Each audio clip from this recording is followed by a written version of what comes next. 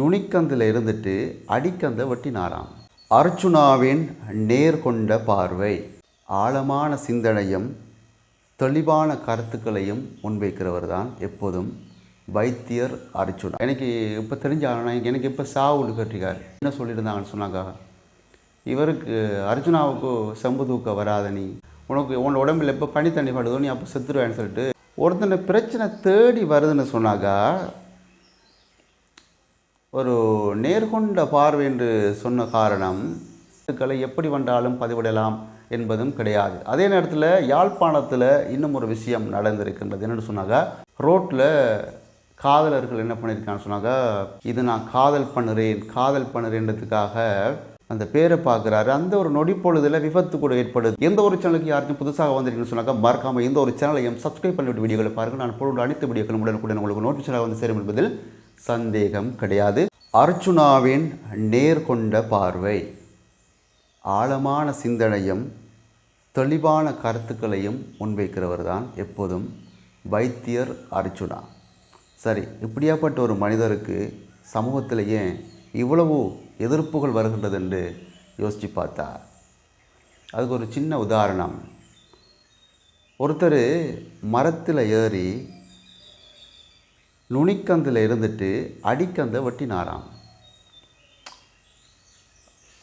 நுனிக்கந்தில் இருந்துட்டு அடிக்கந்த வெட்டினாக்கா, அவர் உட்கார்ந்துருந்த அந்த கந்தையிற அடியே அவர் வெட்டி கொண்டிருக்கிறார். அதை பார்த்துட்டு ரோட்டால் போன ஒருத்தர் சொன்னாராம், தம்பி, நுனிக்கந்தில் இருந்துட்டு அடிக்கந்த வெற்றியே கீழே விழுந்து செத்து போயிடுகிறான்னு சொல்லி வாயெடுக்கலை. அடுத்த நிமிஷமே வெட்டினவர் கீழே விழுந்துட்டார். அதை பார்த்துட்டு கீழே விழுந்தவர் யோசிச்சாராம், யாரா இவர், சொல்லி வாயெடுக்கலை, கீழே விழுந்துட்டோம், இவர் ஒருவேளை கடவுளாக இருப்பாரோ. ஓடி போய், ஐயா ஐயா ஐயா கொஞ்சம் இருங்க ஐயா, எப்படியா நீங்கள் சொல்லி முடிய நான் கீழே விழுந்தேன் சொன்னார். கேட்டிருக்காரு. அதுக்கு அவர் சொன்னாரா, ஐயோ அது யாருக்கும் தெரியும் தானேயா, நீ நுனிக்கந்திலிருந்து அடிக்கந்த விட்டாய், நீ எப்படியும் கீழே விழா எனக்கு தெரியும் தானே சொல்லி. அது அவர் ஏற்றுக்கொள்ளலை. இல்லை இல்லை இல்லை இல்லை இல்லை, நீங்கள் கடவுள் ஐயா, நீங்கள் கடவுள், நீங்கள் சொல்லி வாயெடுக்கலாம் நான் கீழே விழுந்துன்னு சொன்னாக்கா, அது உங்களுக்கு ஏதோ ஒரு சக்தி இருக்குது ஐயா, எனக்கு இப்போ தெரிஞ்ச எனக்கு இப்போ சாவுன்னு கேட்டிருக்காரு. இது என்னையா புதுக்கதையாக இருக்குது, உனக்கு எப்போ சாவுன்னு நான் எப்படியா சொல்லுவேன். இல்லையா, நீங்கள் தான் ஐயா கடவுள், நீங்கள் தான் சொல்லணும், நீங்கள் எனக்கு எப்போ சாவுன்னு சொல்லி வற்புறுத்திட்டே இருந்திருக்காரு. இவரும் பார்த்தார், என்னையா ஒரே தொல்லையாக போச்சு.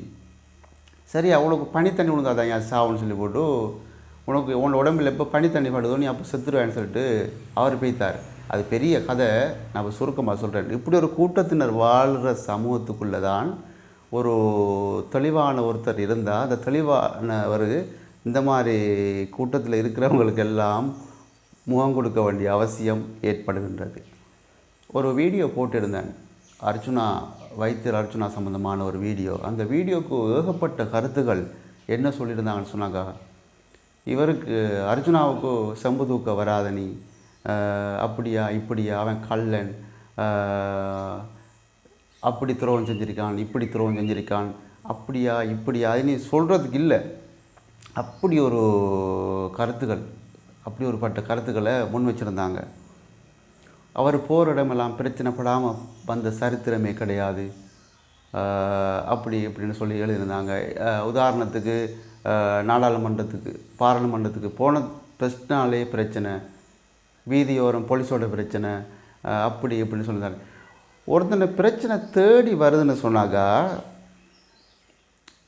ஒரு நேர்கொண்ட பார்வை என்று சொன்ன காரணம், இப்போ ஒரு இடத்துல ஒரு அநியாயம் நடக்குதுன்னு சொன்னாக்கா, அதை என்ன செய்வாங்கன்னு சொன்னாக்கா, பார்த்துட்டு பேத்துட்டே இருப்பாங்க. இந்த காலத்தில் அதில் ஒருத்தன் 2 பேர் தான் கேட்பான், தட்டி கேட்பான். ஒரு தப்பு இருந்தால் அதை கேட்பான். அப்படி கேட்கக்கூடிய ஒருத்தர் தான் இந்த வைத்தியர் அர்ச்சுனான். அவர் ஏதோ ஒரு தப்பு இருக்கின்ற பொழுது அவர் கேட்குறாரு. அந்த கேட்குறதுனால பிரச்சனை பெருசாகி அவர் மேலேயே குற்றங்கள் சுமத்தப்படுகிறது தான் உண்மையான விஷயமாக காணப்படுகிறது. அதுக்காக அர்ச்சுனா சரிதான், அர்ச்சுனாவுக்குத்தான் இவன் பேச வந்திருக்கேன்றது கிடையாது. நியாயம் எந்த பக்கம் இருக்கின்றது, நம்மளது சேனலை பொறுத்த வரைக்கும் ஒரு மனிதர் நியாயமான முறையில் நடந்து கொண்டும் அவருக்கு எதிரான அதிகமான விமர்சனங்கள் ஏற்படுதுன்னு சொன்னாக்கா, அதுக்கு எதிராக எமது சேனலில் இருந்து குரல் ஒலிக்கும் என்பது மட்டுமே எம்முடைய இந்த நியூஸ்4 ரைஸ் யூடியூப் சேனல்.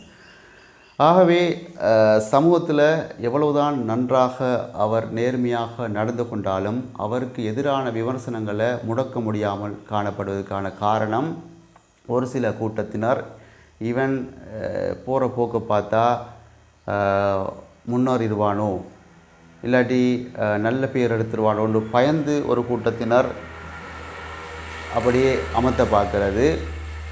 அதே இன்னொரு கூட்டத்தினர் இவன் இனி முன்னேறிட்டான், இவனை எப்படியாச்சும் குழியில் போடணும்ன்றது முயற்சி எடுத்து கொண்டிருக்கிற இன்னொரு கூட்டத்தினர், இப்படிப்பட்ட நிறைய கூட்டத்தினர்கள்லாம் சேர்ந்து எடுக்கிற முயற்சிகள் தான் இந்த தேவையில்லாத விமர்சனம் ஏற்படுகின்ற தெளிவில்லாத கருத்துக்களும். ஆகவே விமர்சனங்களுக்கு எப்பொழுதும் அவர் என்னை பொறுத்த வரைக்கும் விமர்சனங்களை எப்பொழுதும் அவர் கண்டுகொள்வதில்லை. அதனால்தான் அவர் ஏறிக்கொண்டே பேசிட்டிருக்கிறார். அந்த வகையில் இன்றைய தினமும் எமது சேனலில் இன்றைய இந்த வீடியோவுக்கு உங்களுடைய கருத்துக்களை முன்வைக்க மறக்காதீங்க. நீங்கள் குறிப்பிட்ட ஒரு சில கருத்துக்களை வைத்து தான் இந்த வீடியோவும் நான் இன்றைய தினம் அப்லோட் செய்து கொண்டிருக்கிறேன். நீங்கள் குறிப்பிட்ட கருத்துக்கள் எதுவாக இருந்தாலும் அது கருத்து சுதந்திரம் அனைவருக்கும் இருக்கின்றது. அதற்காக கருத்துக்களை எப்படி வந்தாலும் பதிவிடலாம் என்பதும் கிடையாது. அதே நேரத்தில் யாழ்ப்பாணத்தில் இன்னும் ஒரு விஷயம் நடந்திருக்கின்றது. என்னென்னு சொன்னாங்க, காதலர் தினம், அதாவது கடந்த 14ஆம் தேதி காதலர் தினத்தில்ண்டு ஒரு விஷயம் நடந்திருக்குது. என்னென்னு சொன்னாங்க, ரோட்டில் காதலர்கள் என்ன பண்ணியிருக்காங்கன்னு சொன்னாங்க, பேரை எழுதி வச்சு கொண்டாடி இருக்கிறாங்க. அது பெரிய தப்பு. காதலர்கள் காதல் எங்கிருந்து உருவாகிறதோ அது அந்த இடத்த மட்டும் நாம் சரியாக வச்சுருந்தா எல்லாம் சரியாக நடக்கும். இது நான் காதல் பண்ணுறேன்றதுக்காக போய் ரோட்டில் பேர் எழுதுறது, போய் கையில் பேர் எழுதி சுட்டுட்டு வாரது, இதுக்கு பேரெல்லாம் காதல் கிடையாது. இப்போ ரோட்டையும் அசுத்தப்படுத்தி, அதாவது ரோட்டில் காதலரையும் பேரை ரோட்டில் எழுதுறதுனால ரோட்டால் போகிற ஒரு வாகன சாரதி என்ன பண்ண போகிறாருன்னு சொன்னாங்க, டக்குன்னு அவருக்குடைய அந்த வாகனம் ஓடிக்கொண்டிருக்கிற டைமில் அந்த கவனம் கீழே போகுது, ரோட்டில் அந்த பேரை பார்க்குறாரு. அந்த ஒரு நொடி பொழுதில் விபத்து கூட ஏற்படுறதுக்கு வாய்ப்பு இருக்கின்றது. இதெல்லாம் சரியான முறையில் சிந்தித்து செயல்படுறவங்க இந்த மாதிரியான காரியங்கள்லையும் ஈடுபட மாட்டாங்க. காதல் அது மனசில் வச்சுக்கொள்ளுங்க, அதுதான் காதல். சரி, அது ஒரு பக்கம் இருக்கட்டும். இன்றைய தினம் இந்த ஒரு சில விஷயங்களை பற்றி பேசுவதற்காக நம்முடைய சேனலில் வீடியோ அப்லோட் செஞ்சுருக்கிறோம்.